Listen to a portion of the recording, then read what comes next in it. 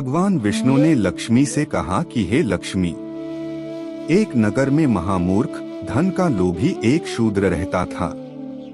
उसने तरह तरह के अनर्थ करके धन एकत्रित किया था। वह मांस, मदिरा सेवन व पर स्त्री रमण करने लगा। धीरे धीरे पाप कर्म से कमाया गया उसका धन समाप्त हो गया। वह चोरी करने के लिए घर से निकल पड़ा, लेकिन चोरी करके लौटते समय रास्ते में कुछ हत्यारों ने उसकी हत्या कर दी और उसका सारा धन लूट लिया। हत्यारे उसके शव को एक वृक्ष की शाखा से बांधकर चले गए। अकाल मृत्यु के पश्चात शूद्र ने प्रेत योनि पाई।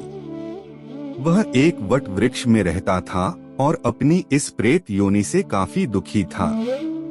रोता था कि उसका कोई स्वजन आए और उसे इस योनि से मुक्ति दिलाए।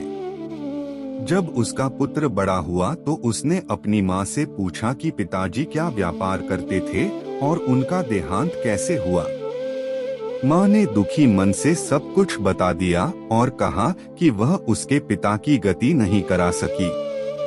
तब बेटे ने कहा कि माँ, अब मैं बड़ा और समर्थ हो गया हूँ, इसलिए अब मैं पुत्र का कर्तव्य पूरा करूंगा। यह कहकर शूद्र पुत्र ने पंडितों से राय ली और माता से आज्ञा लेकर गया जी की ओर चल दिया।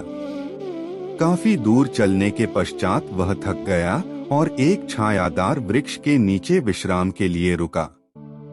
वहां उसे भय प्रतीत होने लगा। यह वही वट वृक्ष था जहां उसके पिता प्रेत योनि में भटक रहे थे।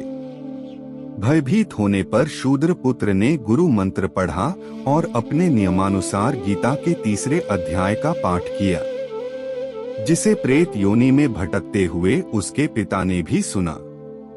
गीता के 3 अध्याय बढ़ को सुनते ही उसके पिता ने प्रेत योनि से मुक्त होकर देवदेह पाई। अंत में भगवान विष्णु ने लक्ष्मी से कहा कि हे लक्ष्मी, यह कथा मैंने तुम्हें गीता के 3 अध्याय के महात्म्य का वर्णन करने के लिए सुनाई है। इसी के साथ 3 अध्याय का महात्म्य समाप्त हुआ। जय श्री कृष्णा।